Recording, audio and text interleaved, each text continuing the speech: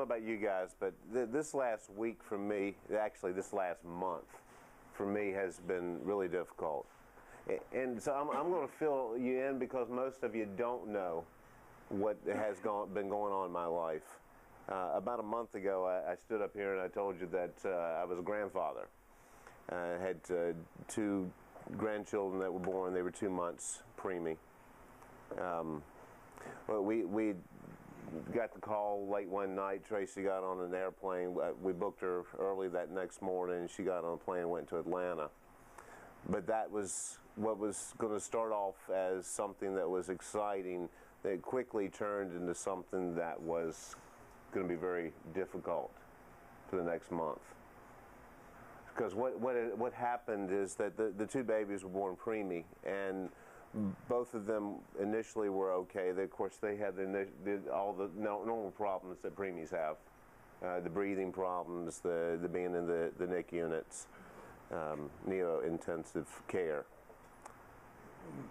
About a week and a half after the babies were born,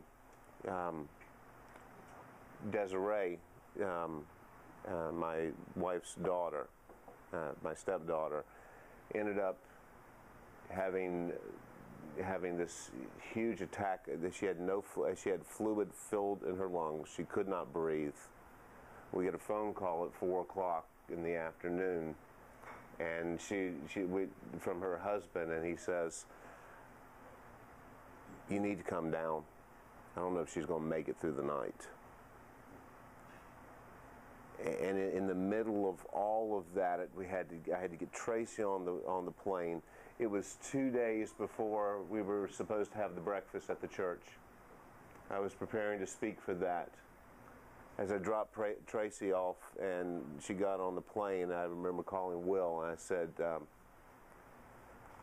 "I don't know if she's going to live through the night." And depending on what happens when Tracy gets down there, I may not be here that following Saturday. I said, "You got my notes. You can do the talk." You see, I had prepared for that talk, the one talking about the mask, taking off the mask, since June. I'd known for months that was what I was supposed to talk about that day. But here I was, confronted with this possible death. And anyway, that going through that night was very hard. Going through the next couple of days was very difficult. Making it through all of that was probably one of the most difficult things that I've gone through lately. She did get into the hospital. They took them 2.5 hours for them to get the IV into her arm, because they've got to actually flush her system out in order to get.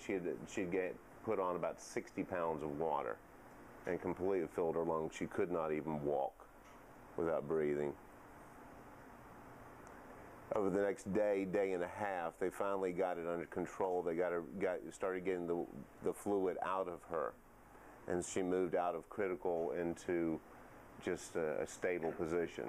The day after that, my granddaughter, she had a disease that started eating the intestines, and it was dumping sewage down into her stomach.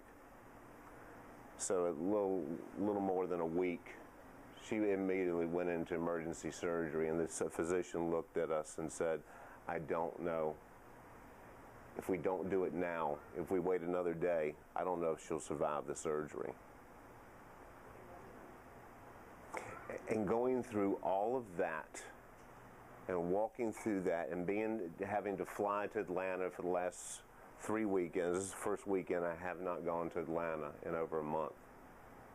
And walking through all of that, I found myself going back to a place, and I started praying, "God, please don't let them die."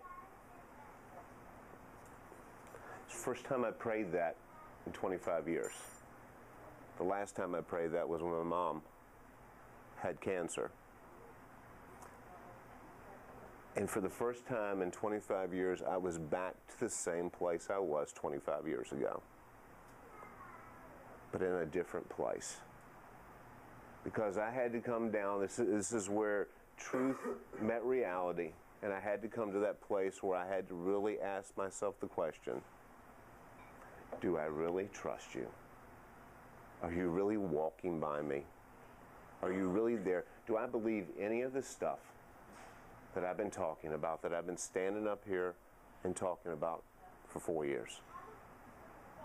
Do I really believe you in the middle of this? And I had that crisis, a crisis of belief, where I actually had to come down and say, yeah, God, you are good.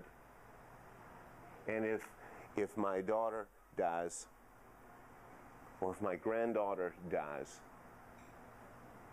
I still trust you in the middle of this. And I think so often we talk about all of this stuff, we know all of this stuff in our head, but when it comes down to reality, when it comes down to living our life every day, we have to stop and pause and ask the question, do I really believe all of this stuff that I've been talking about? Do I really believe, God, that you're good? Do I really believe that you really do want what's best for me? Do I really believe that you care about me?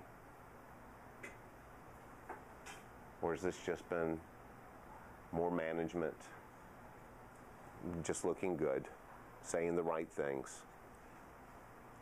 which had been most of my life? And without God, I don't know that I could make it through that without going to that place of despair and despondency. And yet what I don't realize in the middle of that is that he's walking right there beside me.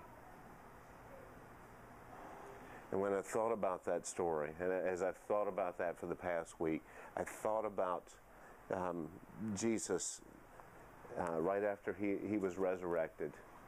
In Luke 24, there's a story about two men traveling on a road to Emmaus. And they had just left Jerusalem. And Emmaus was about 7 miles from Jerusalem, so they were walking and they were talking. And you could tell from the tone of their voice and the conversation that was going on that they were going through something. And we get brought into that conversation. And I want to read you a few verses here. It says, as they talked and discussed these things with each other, Jesus himself came up and walked along with them. This is in Luke 24. But they were kept from recognizing him. He asked them, what are you discussing together as you walk along? They stood still, their faces downcast. One of them, named Cleopas, asked him, are you only a visitor to Jerusalem and do not know the things that have happened in these days? What things? Jesus asked. About Jesus of Nazareth, they replied. He was a prophet, powerful in word and deed before God and all the people. The chief priests and the rulers handed him over to be sentenced to death, and they crucify him. But we had hoped that he was the one who was going to redeem Israel. And what is more, it is the third day since all of this took place. In addition, some of our women amazed us. They went to the tomb early this morning, but they didn't find his body. They came and told us that they had seen a vision of angels who had said he was alive. Then some of the companions went to the tomb and found it just as the women had said, but they did not see him. He said to them, how foolish you are, and how slow of heart. Did not the Christ have to suffer these things and enter his glory? And beginning with Moses and all the prophets, he explained to them what was said in Scripture concerning himself.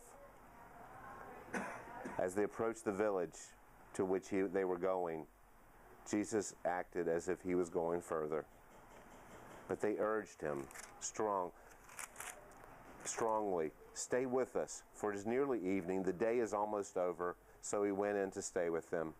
When he was at the table, he took bread, gave thanks, broke it, and began to give it to them. Then their eyes were open and they recognized him, and he disappeared from their sight.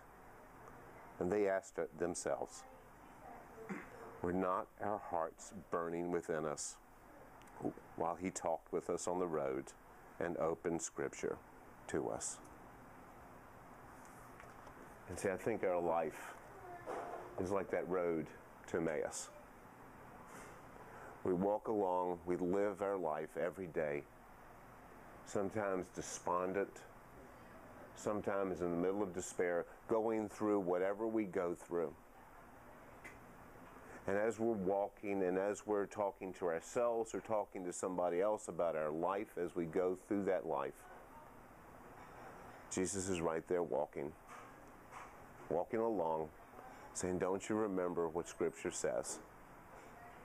Don't you remember everything that you've been told all of these years? Don't you remember the truth about what has been said about me? And I think that's what I went through.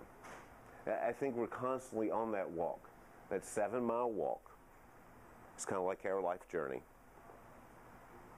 And we come to that place where Jesus is walking alongside, just reminding us in the middle of the storms that we go through, in the middle of the things that are going good in our life.